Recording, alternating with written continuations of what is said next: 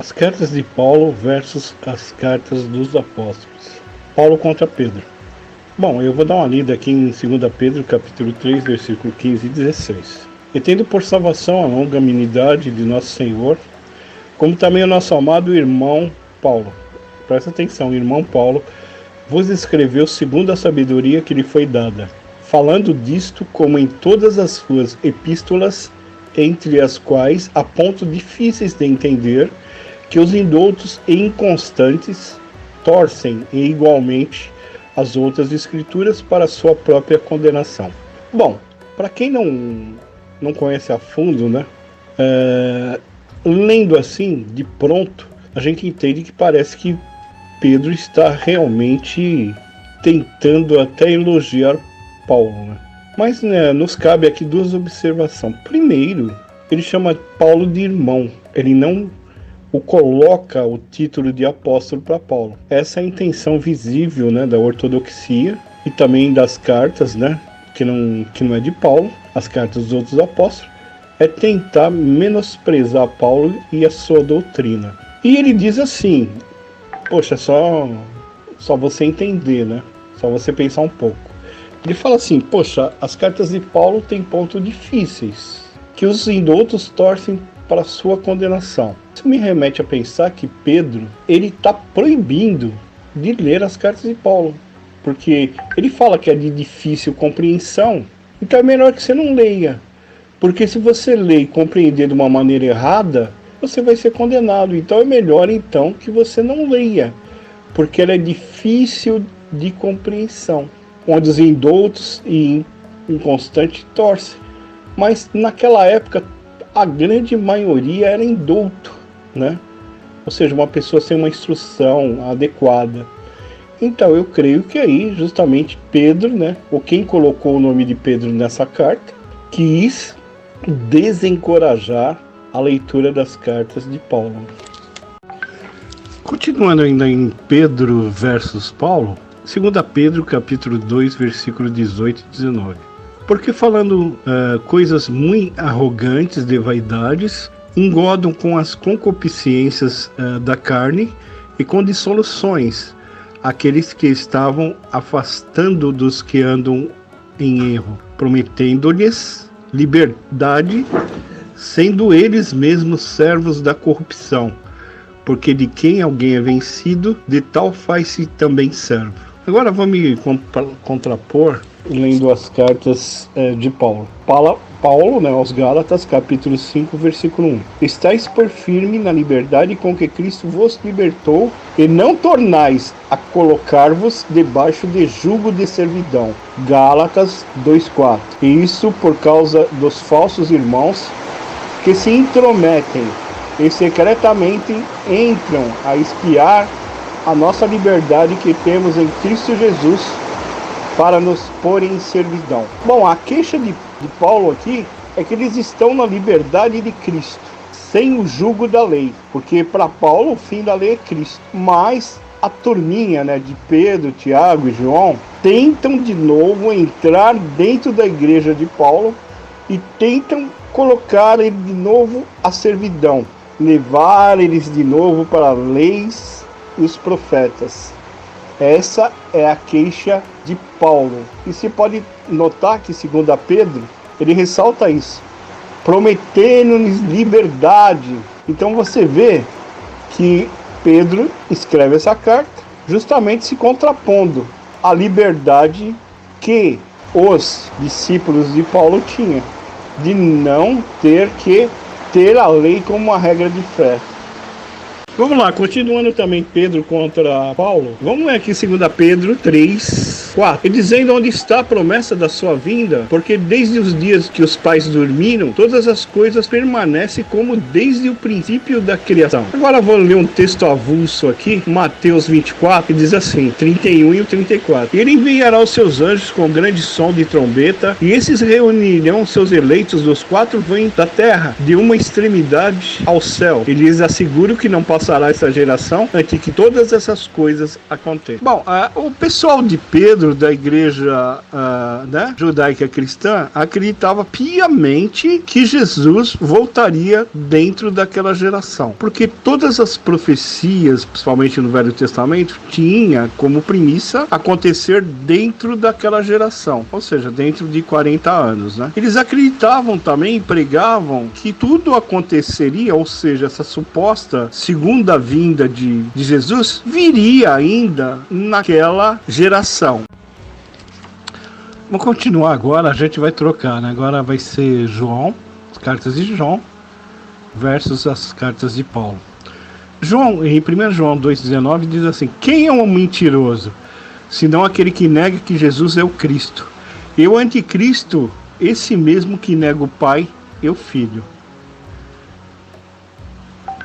Agora eu vou ler em Efésios capítulo 3, versículo 8 até o 10. A mim, o mínimo de todos os santos, me foi dada essa graça de anunciar entre os gentios, por meio do Evangelho, as riquezas incompreensíveis de Cristo, e demonstrar a todos qual seja a comunhão do mistério, que desde os séculos esteve oculto em Deus, que tudo criou por meio de Jesus Cristo, para que agora, pela igreja, a multiforme sabedoria de Deus seja conhecido dos principados e potestades do céu.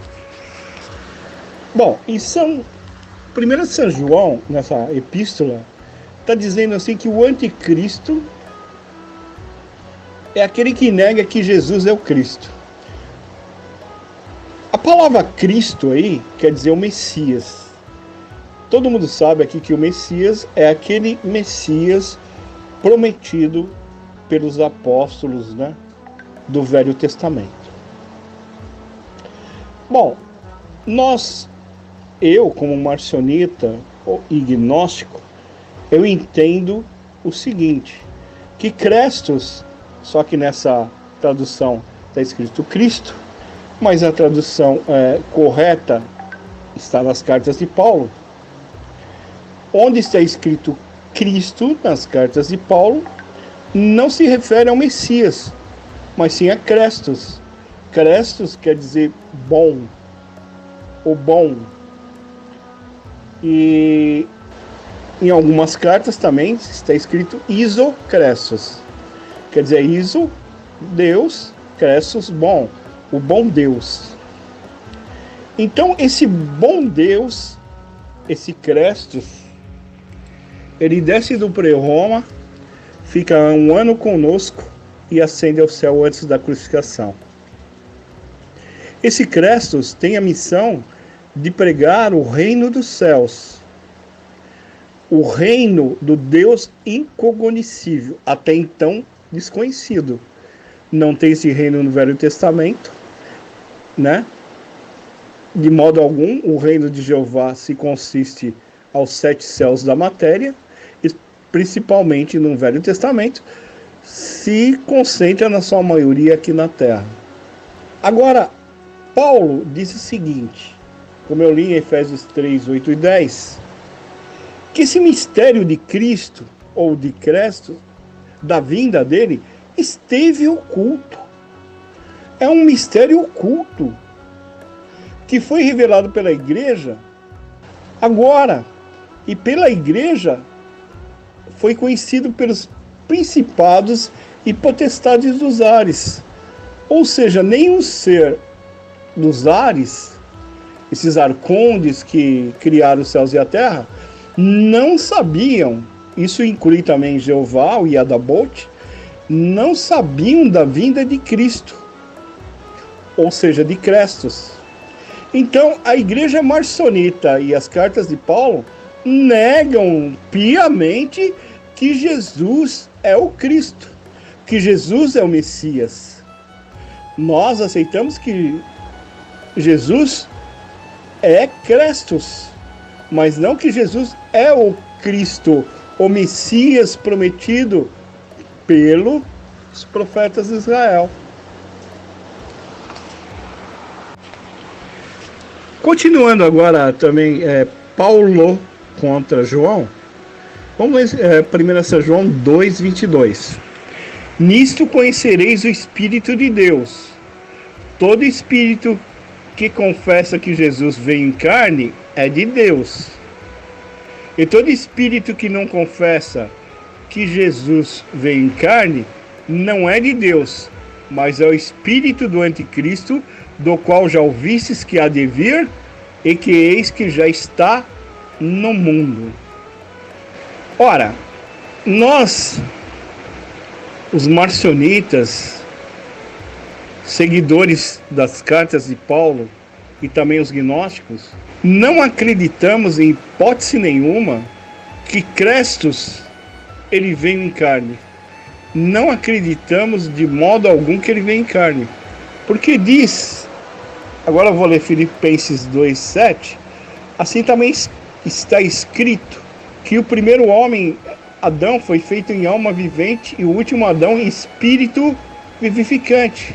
Não é o primeiro espiritual, senão o natural, depois o espiritual. Isso aqui está em Coríntios capítulo 15. E eu vou ler Filipenses 2:7, que diz: mas esvaziou-se a si mesmo, tomando a forma de servo, fazendo-se semelhante aos homens. Crestos, quando ele desce do pré-Roma, ele entra nos nossos portões, ele toma a forma semelhante aos homens.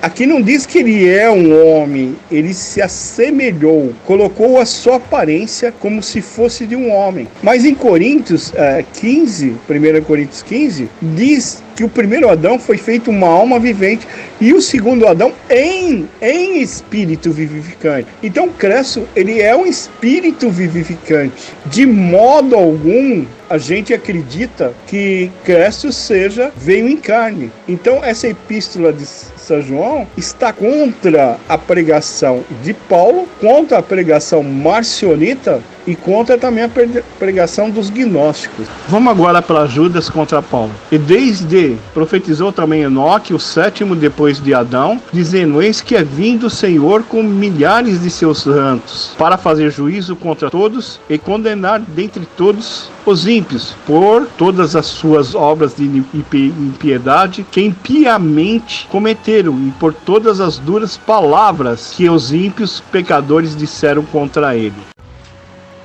Agora vamos ler então o que Paulo tem a dizer sobre essa suposta vingança de Cristo, né? Isto é, Deus estava em Cristo reconciliando consigo o mundo, não lhes amputando seus pecados, e pôs em nós uma palavra de reconciliação. Bom, o Deus que eu sirvo, o Deus de Paulo, ele não amputa os pecados a ninguém desse mundo. Quem amputa os pecados e coloca esses pecados em julgamento é realmente as leis de Jeová. Ou seja, Jeová, ele é o juiz de toda a humanidade. Suas leis é que realmente nos aprisiona nesse mundo. E não, ele mesmo fala: eu mato, eu firo e eu faço reviver, e não há ninguém que escape das minhas mãos. Não tem ninguém que escape das mãos dele. E as suas leis regem a matéria. Não há ninguém que escape das suas mãos. Agora, Deus, o Deus incognoscível, Pai de Crestos, ele não amputa, ele não considera pecado de ninguém. E como que ele pode, então, né, fazer com que Crestos venha fazer um juízo e condenar os ímpios, se ele não considera o pecado de ninguém? Então, vejam aí a colocação. Eles tentam, né, macular a verdadeira mensagem de Cristo, que é uma mensagem de amor e reconciliação. Que ele pôs em nós a palavra da reconciliação. A cruz é o poder de Deus para a reconciliação. Então, essas cartas, principalmente de Judas, que tentam colocar em Crestos a mesma personalidade do que Jeová, o Deus do Velho Testamento, o demiurgo Jeová, aquele que diz que a lei tem que ser olho por olho, dente por dente, ele que encurtou e tem as leis da vingança. Agora, Jesus, Cristo, veio nos trazer uma mensagem de reconciliação. Ele mesmo disse: eu não vim para julgar o mundo. Agora tem alguém que vos julga. Moisés, as leis de Moisés, essa realmente vos julga. E ele disse mais: temei aquele, Jeová, que pode jogar sua alma e seu corpo no inferno. Agora o Pai, não temei, amai, porque o Pai, ele é amor e o Pai é bom. Vamos continuar agora, vamos para Tiago, né? Carta de Tiago. Quantas cartas de Paulo? Vamos ler Tiago, capítulo 2, versículo 9 ao 11. Mas se fazeis acepção de pessoas, cometeis pecado, e sois restarguidos pela lei como transgressores. Porque qualquer que guardar toda a lei e tropeçar em um só ponto, tornou-se culpado de todos. Porque aquele que disse, não cometereis adultério, também disse, não matarás. E tu, pois, não cometeres adultérios, não matarás. Estará feito transgredor da lei. Bom, o que Paulo tem a dizer sobre isso? As cartas aos Gálatas, eu poderia colocar inteira aqui para se contrapor. Nas cartas aos Gálatas, há um rompimento de Paulo das leis de Jeová. Ele diz que a lei é maldição. Ele diz que o fim da lei é Cristo. Ele diz que as leis são ministério de morte. Ele diz que ninguém será salvo por nenhuma obra da lei. Então, nada da lei pode nos salvar. Mas Tiago, ele nos ensina a ser um cumpridor da lei. É justamente o que Paulo se contrapôs. Porque nós estamos na liberdade de Cristo. Vocês, da lei, estão na servidão da lei. A servidão da lei nos deixa aqui nesse mundo prisão. Agora, a liberdade que há em Cristo, em Crestos, joga para longe a lei. Nenhuma condenação há a quem está em Cristo Jesus. Nós somos isentos da lei. Agora, quem realmente segue, pelo menos um tio ou um item da lei, se não cumprir, será julgado por todos, né, os itens da lei, infelizmente.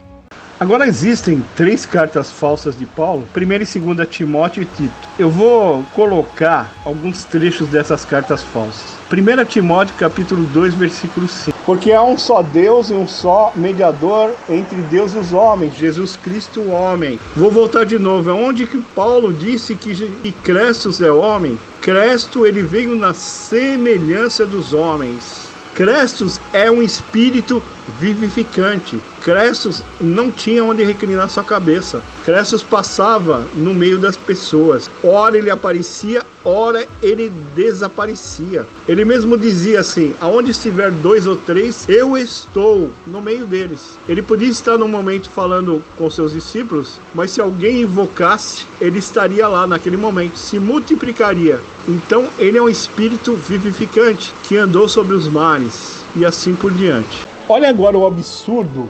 Está em 1 Timóteo capítulo 2, versículo 14 e 15. Adão não foi enganado, mas a mulher, sendo enganada, caiu em transgressão. Salvar-se-á, porém, dando a filhos, se permanecer na modesta na fé, no amor e na santificação. Olha o que está escrito aqui, ó. A mulher só se salva, segundo esse livro mentiroso de Timóteo, dando à luz a filhos. Está aqui, ó, contrariando o que Paulo disse. Quem esteja solteiro, não procure se casar. Mas aqui, inspirado pelo espírito do Demiurgo, do Iadabolt, essa escritura está dizendo que a mulher só se salva. Olha aqui a blasfêmia, só se salva dando à luz a filhos. Eu fico até irritado, né, com uma bendita de uma escritura dessa. Outra, 2 Timóteo 2,8. Lembra-te de que Jesus Cristo é da descendência de Davi, ressuscitou dentre os mortos segundo o meu evangelho. Aonde que Paulo disse que Crestos é da descendência de Davi? Você vai dizer, mas em Gálatas 4 está dizendo, nascido de mulher sobre a lei. Esse nascido de mulher e sobre a lei, Gálatas 4:4. Você pode ir no Tertuliano, que ele replicou essa carta aos Gálatas na sua íntegra. E lá você vai ver que não tem essa afirmação, nascido de mulher e sobre a lei. Eu reforço dizendo que Crestos é um ser, é um espírito vivificante, que ele desceu do céu e ficou 12 meses conosco. Ele não tem nada dos homens, a única coisa que ele tem do ser humano é a aparência, mas ele é um espírito vivificante. Ele não tem nada de Davi, ele não pegou nada de Maria, ele não tem nada do ser humano, nada. Vamos continuar agora, Tito contra Paulo. Tito capítulo 1, versículo 6. Aquele que for repreensível, marido de uma mulher que tenha filhos fiéis, que não possam ser acusados de dissolução, nem são desobedientes. Bom, eu gostaria de voltar um pouquinho e dizer o seguinte.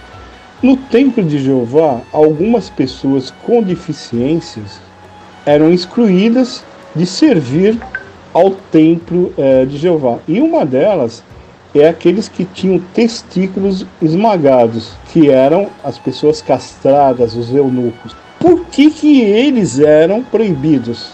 Porque o sacerdote ele tinha que ser uma pessoa fértil para ter filhos e assim ser copiado ou imitado pelo restante dos judeus. A mesma coisa aqui, Tito está impondo que o líder da igreja ele tem que ser marido de uma mulher que tenha filhos fiéis. Totalmente contrário ao que Paulo falou.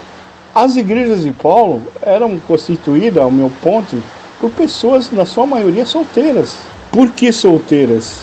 Porque eles tinham que dar exemplo de não continuidade da procriação.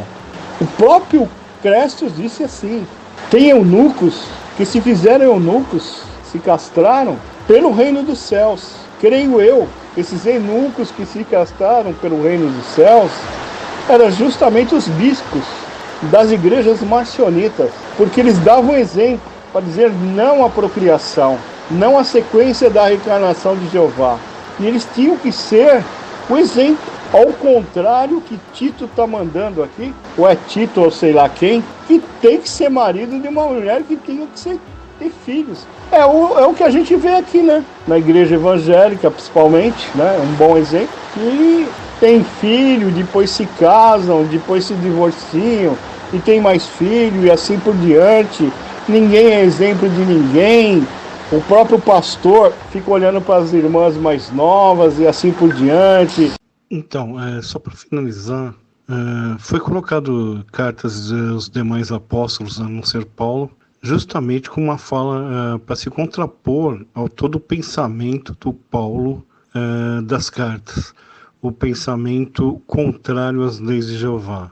Não só foi colocado essas cartas também, como foi colocada 3 cartas falsas de Paulo, 1 Timóteo, 2 Timóteo e Tito, também um livro de Atos, totalmente para alinhar o Paulo das cartas, para alinhá-lo à igreja judaica cristã.